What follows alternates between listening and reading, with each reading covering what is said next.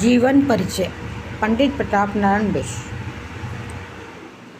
जन्म सन 1856 ईस्वी में, मृत्यु सन 1854 ईस्वी में। पिता संकटा प्रसाद मिश्र जोशी। अगर हम इसको लिखेंगे तो पंडित प्रताप नारायण मिश्र का जन्म 1856 में हुआ था और इनके पिता का नाम संकटा प्रसाद मिश्र था। ये बैजे गांव उत्तर प्रदेश के रहने वाले थे। इनको संस्कृत, बंगला, उर्दू आदि का ज्ञान था। प्रारंभिक लेखक होते हुए भी शेष निबंधों की रचना की। आँख कान जैसे साधारण विषयों पर सुंदर निबंध लिखे। प्रभावपूर्ण हास्य विनोद का पुट, मुहावरों की चहल पहल, भाषा में चमत्कार, 50 से भी अधिक पुस्तकों की रचना। पंडित प्रताप नारायण मिश्र का जन्म उन्नाव जिले के बैजी गांव में सन 1856 में हुआ था। इनके पिता संकटा प्रसाद मिश्र एक ज्योतिषी का मतलब होता है जो हाथ देखते हैं। वे पिता के साथ ही बचपन से कानपुर आ गए थे। अंग्रेजी स्कूल की अनुशासनपूर्ण पढ़ाई उन्हें रुचिकर नहीं लगी।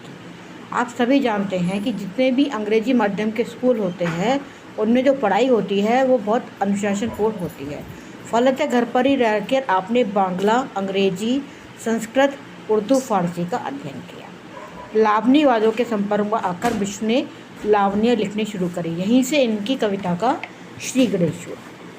बाद में इन्होंने जीवन भर हिंदी साहित्य की सेवा की। जब ये बचपन से कानपुर आ गए थे तो कानपुर के सामाजिक राजनीतिक जीवन से भी इनका गहरा संबंध था। वे यहाँ की अनेक सामाजिक संस्थाओं से संबंधित माने जुड़े हुए थे। इन्होंने कानपुर में एक नाट्य सभा की स्थापना भी की थी। ये भारतेंदु के व्यक्तित्व से अत्यंत प्रभावित हुए। भारतेंदु हरिश्चंद्र थे इनके, जिसके व्यक्तित्व से ये बहुत अधिक प्रभावित थे तथा इन्हें अपना गुरु आदर्श मानते थे कि इन्हीं के कदमों पर चलना चाहते थे। अपनी हाजिर जवाबी और हास्यप्रियता के कारण, एक तो तुरंत जवाब देना, हाजिर जवाबी का मतलब, हास्यप्रियता का मतलब हंसाने वाले लोगों को।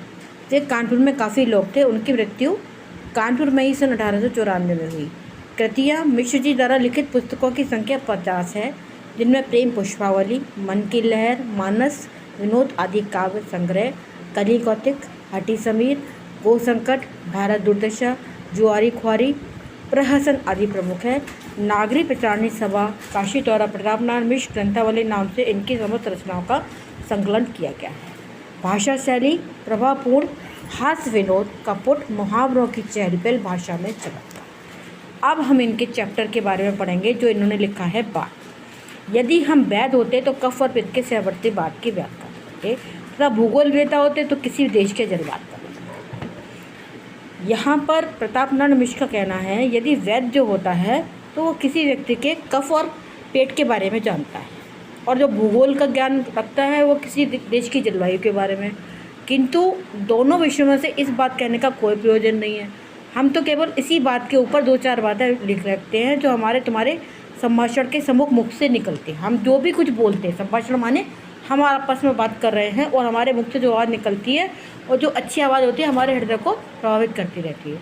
सच पूछिए तो इस बात की क्या ही बात है। सच बात तो हम कह सकते हैं कि एक बात की क्या, जिसके प्रभाव से मानव जाति समस्त जीवधारियों की शिरोमणि अशरफ उल मखलूकात कहलाती है, अर्थात सभी मनुष्यों में श्रेष्ठ मानव है जो अपनी बोली के कारण सब लोगों में सबसे अच्छा माना जाता है। जानवर में शुक सारिकादि माने तोता केवल थोड़ी सी बात समझने योग्य बातें उच्चारित करता है, बोलता है। उसी से अन्य नभचारियों माने आकाश में जितने उड़ने वाले की अपेक्षा आदर माना जाता है। फिर कौन ना कहेगा कि बात की बड़ी बात है। हाँ, बात की बात इतनी बड़ी है कि परमात्मा को लोग निराकार कहते हैं। निराकार मतलब जिसका कोई आकार नहीं है, तो भी इसका संबंध उनके साथ लगाए हैं। वेद ईश्वर का वचन है, कुरान शरीफ कलामुल्लाह है, होली बाइबल ऑफ गॉड है। ये वचन, कलाम और वर्ड बात के ही प्रयाग है। जो वेद है वो ईश्वर का वचन है, कुरान शरीफ वो भी बात के द्वारा ही लिखी गई है, होली बाइबल ये भी है। पर बात की महिमा के अनुरोध से सभी धर्मावलंबियों ने बिना वाणी वक्ता जोगी वाली बात रखी है कि कोई भी व्यक्ति बिना बात के जोगी नहीं बन सकता। यदि कोई ना माने तो लाखों बातें बनाने वाले कट्टेबंद रहते हैं। यहाँ तक कि प्रेम सिद्धांती लोग अवयव नाम से मुँह बिचकाएंगे। अपाणी पादो जबनो गृहीता पर हट करने वालों को हम यह कह के बातों में उड़ाएंगे कि हम लूले लंगड़े ईश्वर को नहीं मान सकते। हमारा प्यारा कोट तो काम सुंदर श्याम वर्ण विशिष्ट है। निराकार शब्द का अर्थ श्री शालिग्राम शिला है। निराकार करते एक शिल पत्थर ले लिया, उसको हमने भगवान मान लिया, जो उसकी श्यामता का गोतन है, मतलब काले रंग का है, और अथवा योगाभ्यास करने वाले आंखें मूंदने पर जो दिखाई देता है वह अर्थात निराकार अर्थात बिल्कुल काला रंग है। जब हम योगाभ्यास करते हैं तो जो हमारे सामने जो छवि आती है वो छवि किसी भी की रूप में भी हो सकती है, वो काले रूप में आती है तो वही निराकार है। सिद्धांत यह कि रूप रहित रंग को सब रंग रंजित अनेक रूप सही ठहराएंगे, किंतु कानों अथवा प्राणों से दोनों को सिंचित करने वाली उस मधुर बातों के मज़े से अपने को वंचित रखेंगे।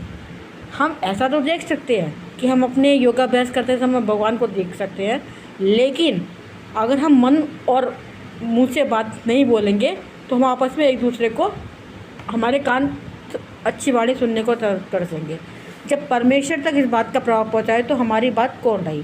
हम लोगों की तो गात में ही बात का राम आता है कि बात भी भगवान परमेश्वर तक बात हम कैसे पहुँचाते हैं कि हे ईश्वर हमें सद्बुद्धि दो, या हम भगवान की आरती करते हैं तो अपनी बात आरती करके अपनी बात या प्रार्थना करके अपनी बात ईश्वर तक पहुंचाते हैं। हम लोगों की तो गात में ही बात का राम आता है कि बात अगर अच्छी है उसी के बहुत सारा कराम होते हैं। नाना शास्त्र पुराण इतिहास काव्यकोश इत्यादि सभी बात है, जितना भी लिखा गया है पुराण में इतिहास में बिना बात के कोई नहीं है, जो मन बुद्धि चित्त को अपूर्व दिशा में ले जाती है, अथच लोक परलोक में साफ बात बताने वाली है। यदि बात का कोई रूप नहीं बता सकता कि अब कोई ये नहीं बता सकता कैसी बात है, पर बुद्धि दौड़ाए तो ईश्वर की बातें इसके भी अगणित रूप है। बात के भी अनेक मुहावरे निकल आएंगे। बड़ी बात, छोटी बात, कोई कम शब्दों में छोटी बात करता है, कोई एक बात को बहुत बड़ी बात करके करता है। सीधी बात, किसी के मुंह पर सीधी बात करना, खोटी बात, टेढ़ी बात, मीठी बात, कोई ऐसी बात करता है जो मधुर लगती है, कड़वी बात जो किसी को बुरी लगती है, भली बात, अच्छी बात, बुरी बात, जो मन को अच्छी सुहाती बात, लगती बात, कोई बात ऐसी होती है जो किसी को चुभ जाती है। ये सब बात के ही रूप है। आज मैं आपको इतना ही पढ़ाऊँगी।